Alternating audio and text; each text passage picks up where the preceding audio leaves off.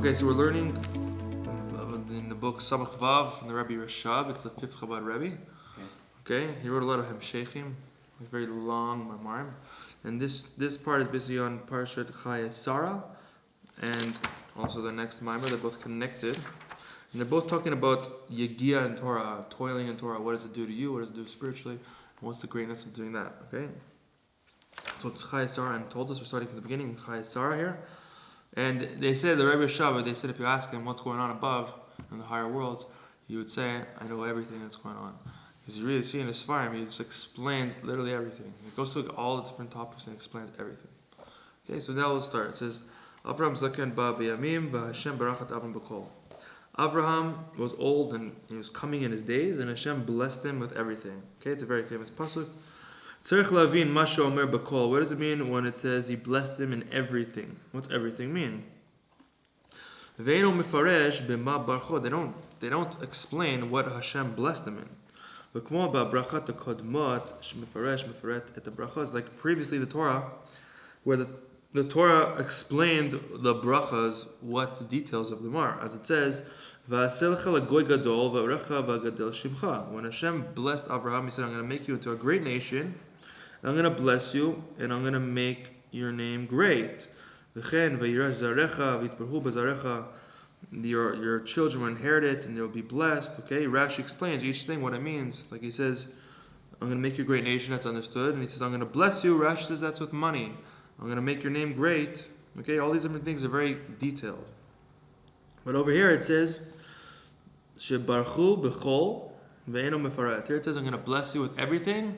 It doesn't explain what it is. So in the Zohar, it says what it says b'kol, without saying anything else. It brings on it what it says, Ayin lo ra'ata Elokim zulatecha yasel mechakelo.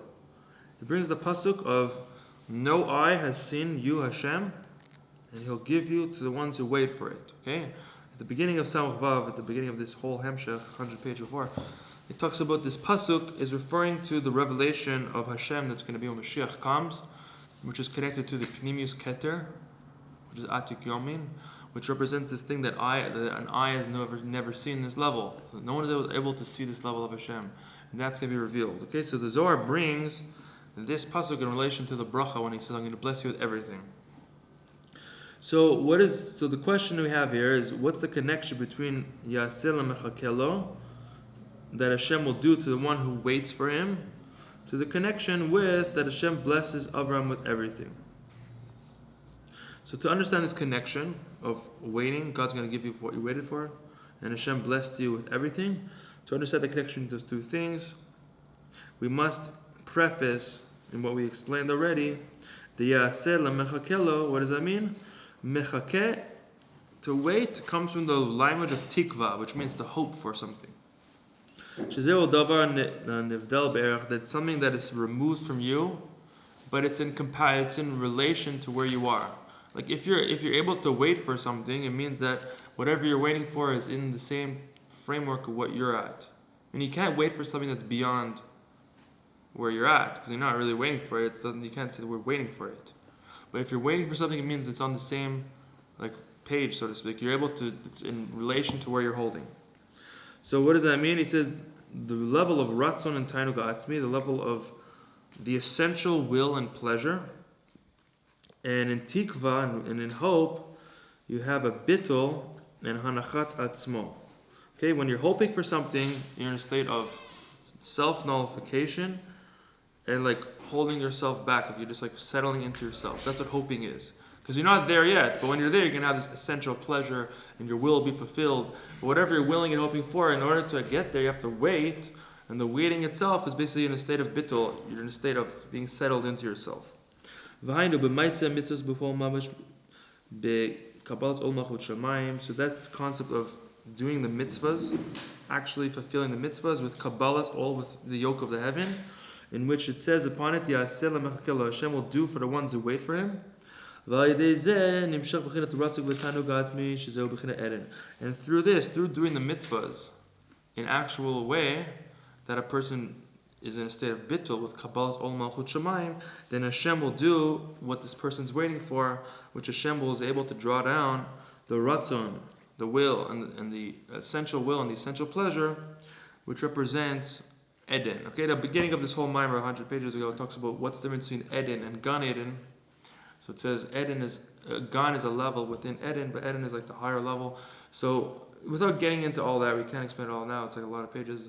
We're going to get to the topic that we're going to talk to now. But to preface it, basically it says when a person does the Torah and mitzvahs with a state of bittul, a proper state, where he's in a state of being into him, like basically in a way of Kabbalah's all, receiving the yoke of heaven, not being too out of your kalim, doing what you need to do, in that kind of state, you're basically in a state of tikva, of hoping and waiting for the essential will and pleasure to come out, because inside of the mitzvahs is really enclosed Hashem's pleasure, because it says that a person, pleasure and will could be two separate things for the person. You could kind of split them up. But in Hashem, they're basically united. So in order for Hashem to give us His pleasure, the highest form of pleasure that exists by Him, He had to basically give us His will, which are the mitzvahs. And by fulfilling the mitzvahs, they were able to unite with His pleasure. Just right now, there's a veil on it, because we're in this world. But either when Mashiach comes or when a person's in the next world, he's able to receive this pleasure. And this pleasure is the pleasure that was inside of the mitzvahs, and it came from the person being in a state of hope, which means that the higher level will be revealed to the person by being in a state of hope, which is the state of Kabbalah's whole. In the Zohar, Chelik Aleph, page 130, Amud Bet, it says in the pasuk Ayin Lo Ra'ata that no eye has seen you, and He'll do to the ones who are waiting for Him. It says, what does it mean, the ones that are waiting for Him? So it says, V'alea chakeh et Iyov b'dvarim v'alin inun dedachakin lemila lechochmata v'daikin le v'mechaken le lemana berira demila. Okay, that's Aramaic from the Zohar. What does it say? Mefaresh mechakeh lashon hamtana. Mechakeh, to wait, comes the word hamtana, which also means wait, but also means ikuv, means like a blockage for something to happen. It's not there yet. It didn't happen yet. Okay, so v'kmo im yitmamea chakelo, which is tikva, hope, and also hamtana, waiting. So it's like you're waiting for something to happen. Kmo ken, so too, it's the same thing when a person's learning Torah. You have to have this concept of waiting and ikuv, which means something stopping for something from happening. And what does that mean? It's iyun Torah. It's going deep in Torah. Okay, now we're going to explain how it relates to Torah, what all this stuff means. The concept is like this. So what is the context for what? For the whole situation of waiting? We're going to explain now. But basically, in a general way, it means all the Torah mitzvahs we're doing now for 6,000 years, we're basically in a state of waiting until Mashiach comes, and then even then it's still not fully there yet until Tchiyat HaMetim happens. But up until then, we're in a state of waiting, because no one sees the revelation of Torah anymore and all these different things. Okay, so but we have this concept of waiting within Torah study itself, and specifically iyun Torah, means going deep in Torah. Okay, examining the Torah.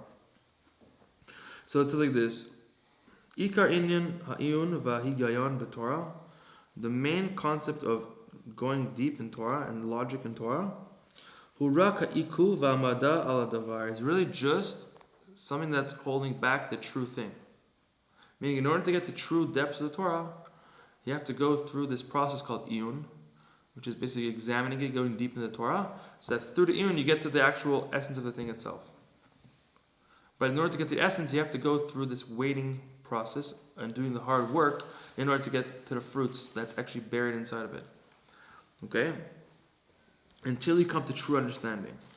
Like we see clearly that everything intellectual, in order to come to the truth, depth of the wisdom, like let's say you want to know a specific halacha in a specific thing, okay?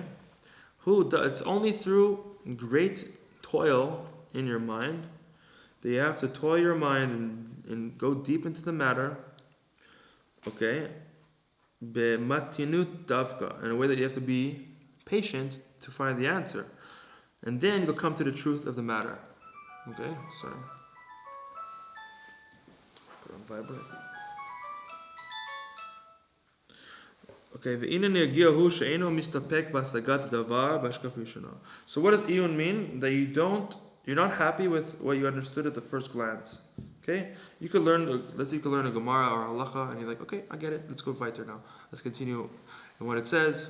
But in iyun, you can't do that. You have to say, wait, did I really understand what it's saying? Is this really what it means? And you go deeper and deeper, deeper into it until you get to the truth of the matter. If you don't do that, you won't really get to the inside truth. Because whatever you do at the first glance is just the surface level of understanding. And you don't understand the pnimius of what's going on. But unless you learn it the second time, and then a couple more times, and you don't understand it at all, which means you don't understand the true inner depth of what's going on, and actually the opposite is true, it'd actually be more difficult for you to understand it. Until you put all of your power of your mind and your understanding with great depth until you get to, and then you go really deep in your mind to know the truth of the matter the way it is. And whoever goes deeper in their mind, okay, it'll be more wondrous to you what you're going to find. Until you come to the depth and the true kavana, the true will, that, okay, in the way that it's meant to be. And that is the great advantage of learning Torah in iyun. That through this davka, bala oma coming to the varim, you come into the depth of the matters more than when you just looked at it the first time. Okay, so whoever's mind is charif, whoever has a very sharp mind, and he's able to come to the concept just through the first glance. So if someone has a sharp mind and he learns something for the first time, he says, okay, I get it. That person is in trouble because he's never going to go deeper into it, because he's always going to feel like he already gets it. But if someone toils his mind with a lot of toiling, that through this he comes to the depth of the true understanding, you're able to come and create new ideas in the matter. Without doing iyun, examining it very deep, he would never come to these new ideas. But only through this iyun and this yagia, this toiling that he did in the Torah. So too, so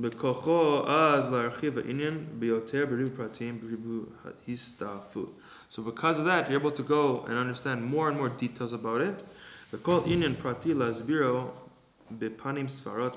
Each thing you can explain it in new ways. Okay, so there's you can learn halacha, for example, just the psak halacha, and you get what to do. But if you want to paskin a new question, you can't do it just in the psak halacha. You have to go back to the beginning.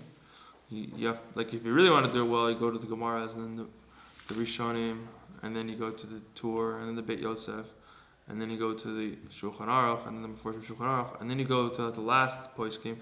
And now, if you did all that, you could pass on a question within that. It takes a long time, but that's how you can. That if you really want to know, that's how you have to do it. So that's going to the depth of the matter. Wait, so where does it start? Well, it starts for halacha. It starts from. Well, technically, it starts from Chumash, and then it goes to Mishnah, and then it goes to Gemara. But how would you find it in the Chumash if you don't look at the Gemara? Yeah, you go to the Gemara, and then Gemara, you look up the verses. And you go back through. And then you go all the way down to different. You go to the. You have to do the tour and look at other different parts, other maforshim of the Gemara, and then you look at the Beit Yosef, then you look at the Mechaber, and then the Ramah, and then the commentaries on that. Then you look at the Mishnah Berurah and the other different poskim, and then modern poskim, and then you can understand how to make a psak in that one area of halacha. Okay, take you a long time to do it, but that's what a Rav does. He goes through all those. He goes through Shulchan Aruch, but with that whole way of learning for many parts of Torah, and you're able to pass on halacha. You have to always review it, but you could always bring out new chidushim based on what you learn. So the main difference in learning Mishnah and learning Talmud, the milimud v'girsat Mishnah, from learning and going through the Mishnahs, you don't create a new birth. Just what is explained in the Mishnah. But learning Talmud, which is the concept of iyun and pilpul, okay, and halacha and mishnayas, that's called esev mazriya zera etzpri. That's called, you're basically like sowing seeds, and you're sprouting like fruit trees. Okay, They motziim bepilpulim din chadash. Through your pilpul, which means you're back and forth in halacha and understanding the Gemara, you're able to create a new law in Torah. Okay, Kmo nefag milta mibanayu shalidei iyun. That through the examining of it, you're able to create a new din. Mashaya behelim, that was very concealed before he did the iyun. Like a person that is digging in the earth. He's able to find a wellspring in the earth, which is a new spring of water from the source. That's how it works. That if someone's going to the ground, he doesn't dig so much, not so deep. So he's able to uncover waters that were covered over after they were uncovered. The waters that other people uncovered, and then for some reason they got covered over again, he can uncover those waters. Isn't that what we say about Yitzchak? Yeah, he uncovered his father's wells. His wells, yeah, but he made it that it was never going to be uncovered again. They'll be covered again. They remained uncovered after he did it. It's similar, yeah, it's a similar concept. Yeah. Or a person's going to find rivers that are not mayim chaim, they're not living waters. But if you're digging in a deep way, then you're able to find a new stream from the source, which is the mayim chaim, the living waters. And whatever you dig deeper, then the stream is going to be deeper.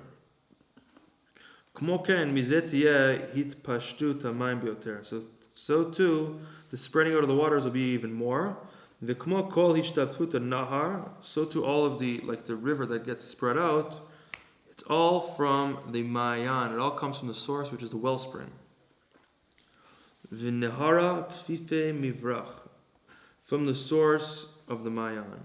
So too, in Estika Torah, in learning Torah, that when a person learns with more and more intellectual strength, like you're pushing yourself to learn more iyun, through that you're coming to the depth of the matter, and you're going to come and find new ideas that are deeper, and v'mimela yit pashet, and automatically the rivers will spread in places that they weren't there before.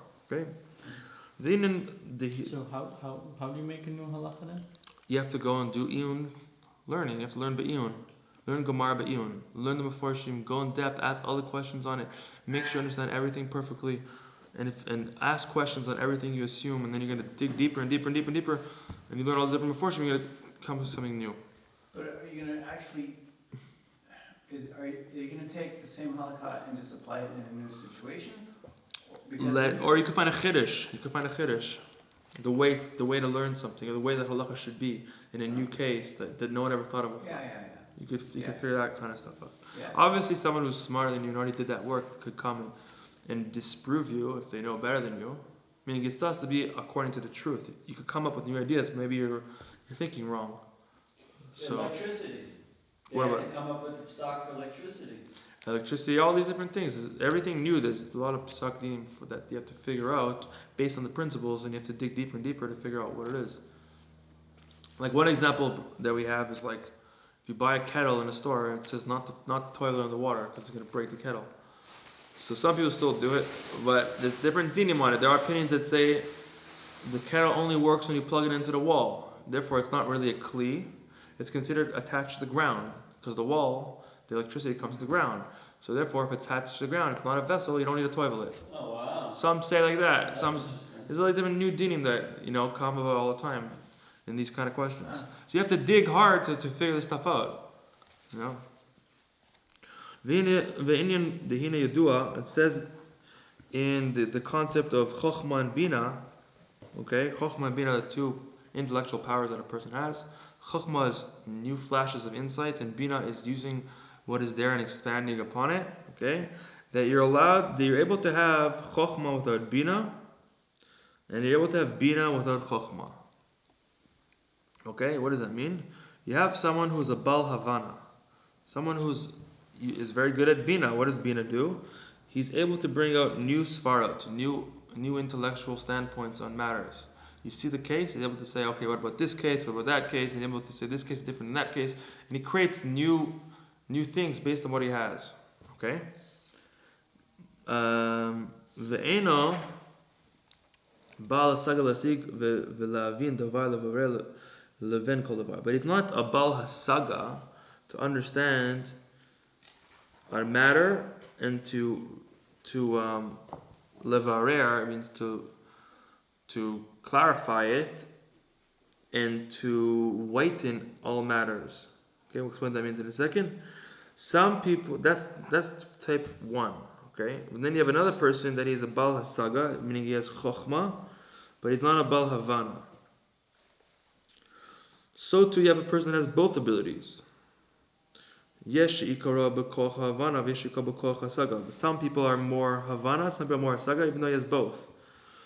That his ability is great in order to grasp each thing and to whiten each thing, to know the truth of the matter itself. That's Chokhmah. Chokhmah is basically able to mavar something, to clarify something, to know the truth of the matter within itself.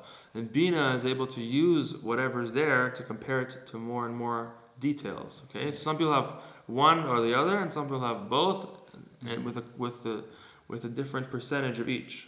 You have usually one more than the other. Okay, as is known, it's brought down. The makom habirur hu bebina davka. It says the birur, the refining of something, is in bina. Vayu davka kasher mayen ma'inen leda echu. Specifically, when you go deep in a matter to understand how it is, because that is a true understanding. That a person goes deep in each thing to know the way it is. Okay, and by doing that, a person comes to many questions and many contradictions on the matter, or it doesn't make sense for him, and then he's able to go deeper and deeper into it, and then he finds a certain depth that through there, who mesir kushya v'stir, is able to find a new depth that takes away all the questions, or shehunach yoter, or that it makes more sense.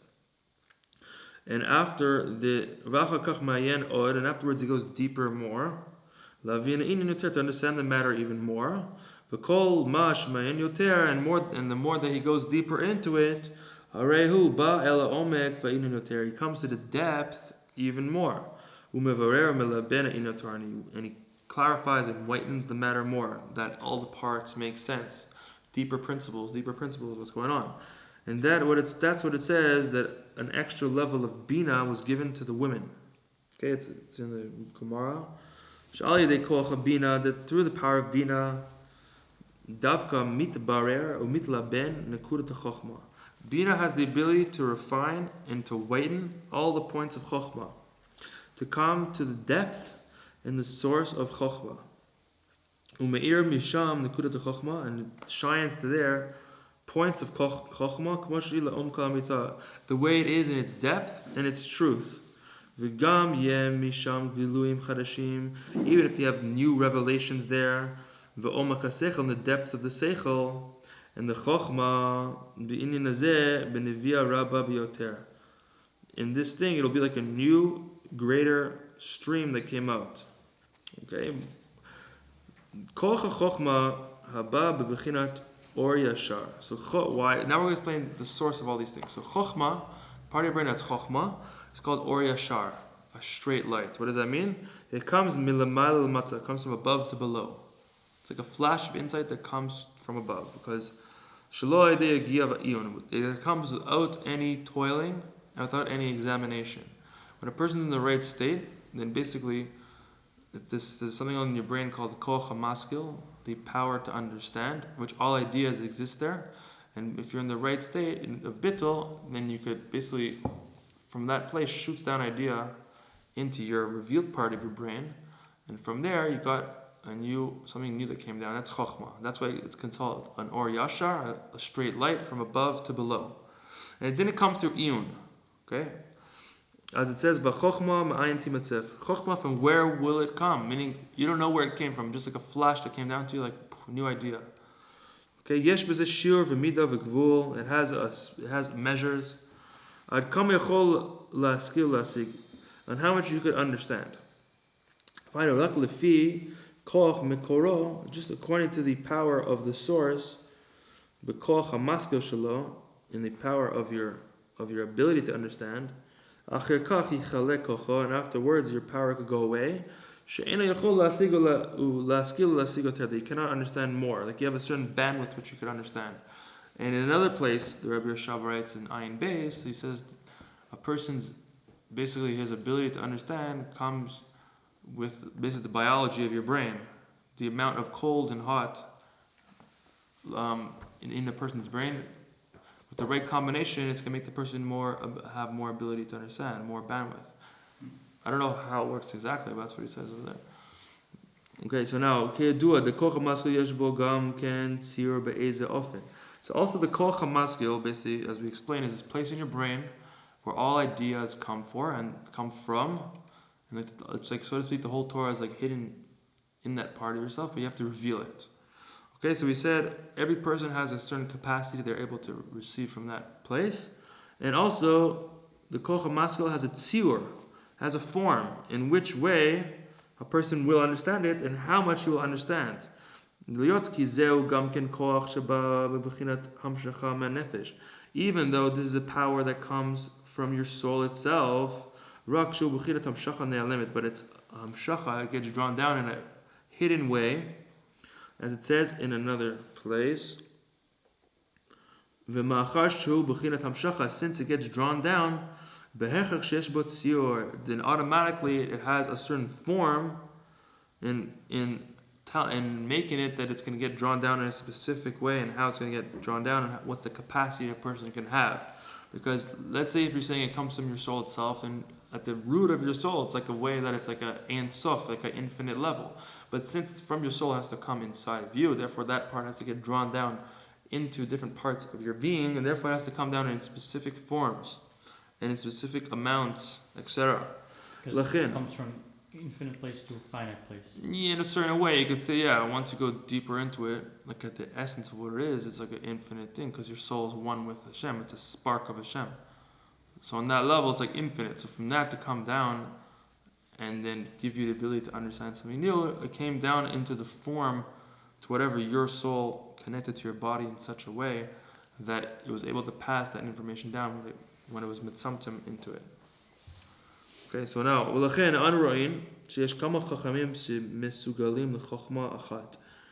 we see that we have certain like wise people that they are fitting to a specific type of wisdom, and they're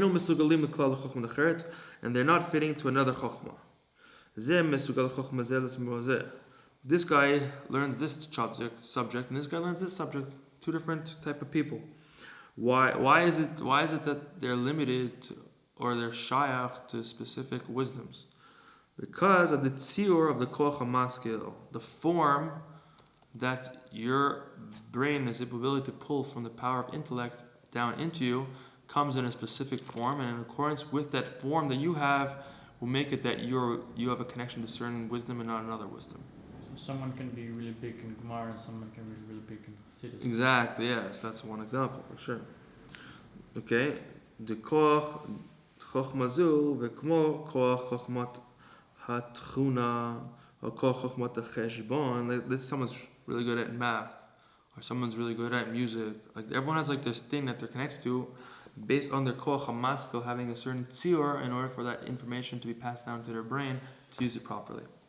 Hu atzlo behit galut yoter. So for a certain person that's good at math, okay, that means that part, the tziur that he has is more opened up to knowing math, okay? As it says in another place, in Samach Tesamach, Reish Nun Zay, okay?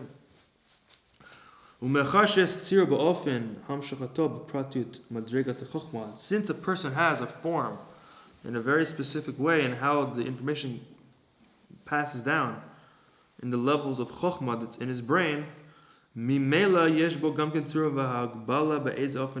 therefore automatically he has a form and a limitation in the way he will understand.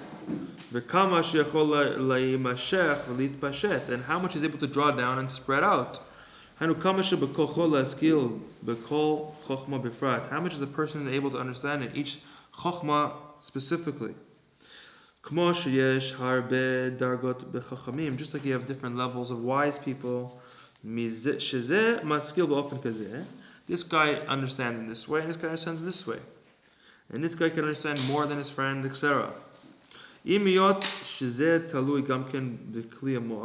though this is dependent on a person's actual kli of his brain itself.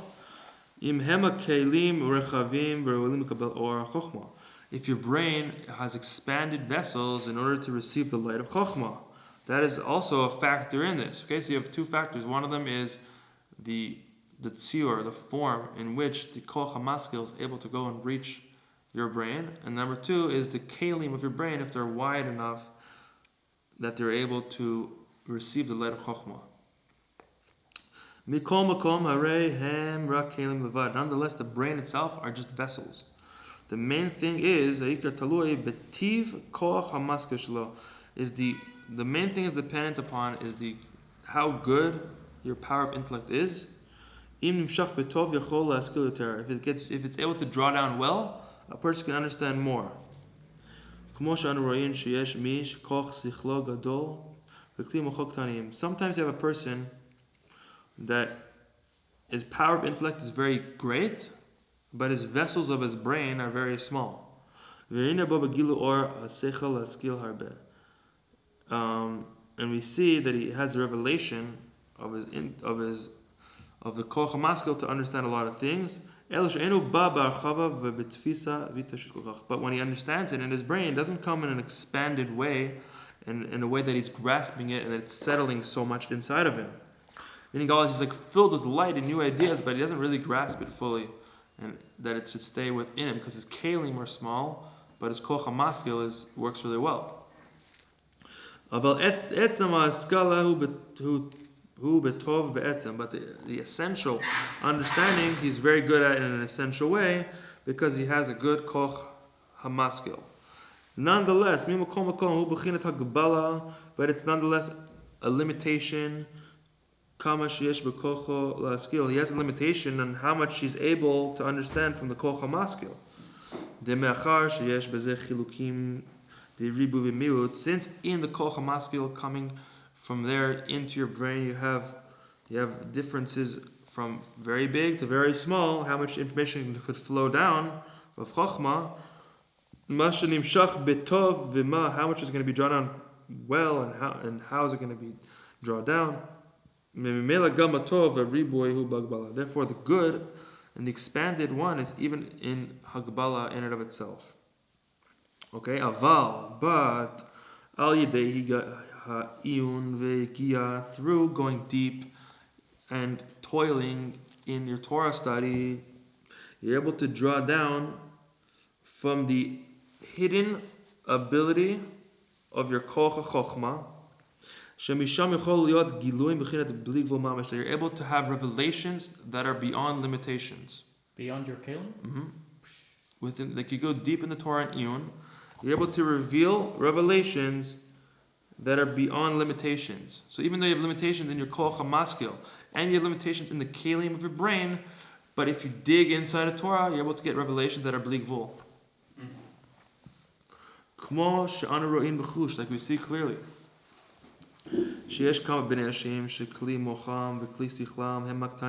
You have many people in the world that their vessels in their brain and their intellect are small. But through toiling in more, and they're learning to understand and to go deep in each thing, they're able to reach a very high level in wisdom. More than the people that have great vessels in their brain and their Koch HaMaskil. Why are they able to get the greater levels? Because through their Yegiah, through their toiling and their Torah learning, they're able to reach the Helim Etzem Koch HaChokhmah, the hidden essential ability of Chokhmah. And from there, you're able to get Giluim in a completely different way. It's like a new level. There's like all the surface level of what everyone could do based on what their intellect allows them to do. But whoever works harder is able to reach the source of things, and over there, it's beyond what your vessels are, and you could reach that. So it all has to do with how much effort you put in. Not where you're holding in your learning, not how smart you are, it's how much effort you put in.